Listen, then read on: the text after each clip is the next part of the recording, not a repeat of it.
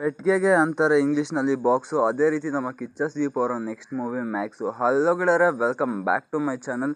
ನೀವು ನೋಡ್ತಾ ಇದ್ದೀರಾ ಕನ್ನಡ ಇನ್ಫಾರ್ಮರ್ 2004. ನಾನು ನಿಮ್ಮ ಅಬಿಬಿ. ಇವತ್ತಿನ ವಿಡಿಯೋದ ಟಾಪಿಕ್ ಏನಪ್ಪ ಅಂದರೆ ಮ್ಯಾಕ್ಸ್ ಮೂವಿ ಅದು ಯಾವಾಗ ರಿಲೀಸ್ ಆಗ್ಬೋದು ಅನ್ನೋದು ಈ ವಿಡಿಯೋದಲ್ಲಿ ತಿಳ್ಕೊಳ್ಳೋಣ. ಅದೇ ರೀತಿ ನನ್ನ ಚಾನಲ್ನ ಯಾರೆಲ್ಲ ಸಬ್ಸ್ಕ್ರೈಬ್ ಮಾಡ್ಕೊಂಡಿಲ್ಲ ಅವರೆಲ್ಲ ಸಬ್ಸ್ಕ್ರೈಬ್ ಮಾಡ್ಕೊಳ್ಳಿ. ಹಾಗೆ ಪಕ್ಕದಲ್ಲೇ ಕಾಣೋ ಬೆಲ್ಲೈಕನ್ನ ಆಲ್ಗೆ ಸೆಟ್ ಮಾಡಿಡಿ. ಯಾಕಪ್ಪ ಅಂದರೆ ನಾನು ಯಾವಾಗಲೇ ವೀಡಿಯೋ ಮಾಡೋಕ್ಕಿದ್ರು ನಿಮಗೆ ತಕ್ಷಣ ನೋಟಿಫಿಕೇಷನ್ ಅನ್ನೋದು ಬಂದು ತಲುಪುತ್ತೆ.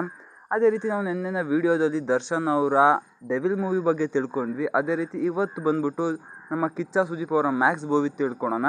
ಖಡಕ್ ಲುಕ್ಕು, ಕಲರ್ ಬಾಡಿ ಜೊತೆಗೆ ನಮ್ಮ ಕಿಚ್ಚ ಸುದೀಪ್ ಅವರ ಮ್ಯಾಕ್ಸ್ ಚಿತ್ರ ಅಂತೂ ರೆಡಿ ಆಗ್ತಾ ಇದೆ. ಅದೇ ರೀತಿ ಈ ಮೂವಿ ಅಂತೂ ನೆಕ್ಸ್ಟ್ ಲೆವೆಲಲ್ಲೇ ಕ್ರೇಜ್ ಇದೆ. ಇದು ಪ್ಯಾನ್ ಇಂಡಿಯಾ ಮೂವಿ ಆಗೋ ಎಲ್ಲ ಸಾಧ್ಯತೆಗಳು ಕೂಡ ಇದ್ದಾವೆ.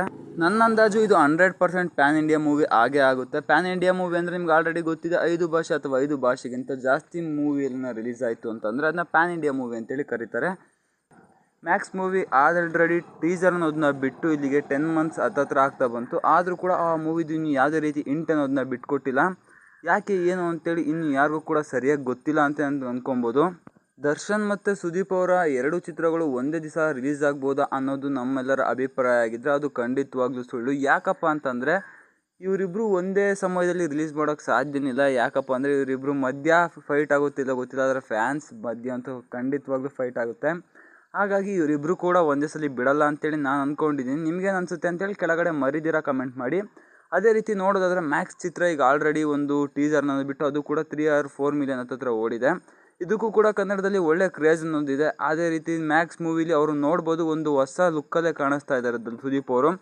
ನನಗೆ ಗೊತ್ತಿರೋದನ್ನ ನಾನು ಹೇಳಿದ್ದೀನಿ. ನಿಮ್ಗೇನಾರ ಅನಿಸಿದರೆ ಕೆಳಗಡೆ ಮರಿದಿರ ಕಮೆಂಟ್ ಮಾಡಿ. ದರ್ಶನ್ ಮತ್ತು ಸುದೀಪ್ ಅವರ ಸ್ನೇಹ ಯಾವಾಗ ಬರುತ್ತೆ ಅಂತೇಳಿ ಹೇಳೋಕ್ಕಾಗಲ್ಲ. ಅವರಿಬ್ಬರು ಮಧ್ಯೆ ಚೆನ್ನಾಗಾದರೆ ನನಗೂ ಕೂಡ ಖುಷಿನೇ. ಈ ವಿಡಿಯೋನ ಸಬ್ಸ್ಕ್ರೈಬ್ ಮಾಡ್ಕೊಳ್ಳಿ, ನಿಮ್ಮ ಫ್ರೆಂಡ್ಸ್ಗೆಲ್ಲ ಶೇರ್ ಮಾಡಿಬಿಡಿ.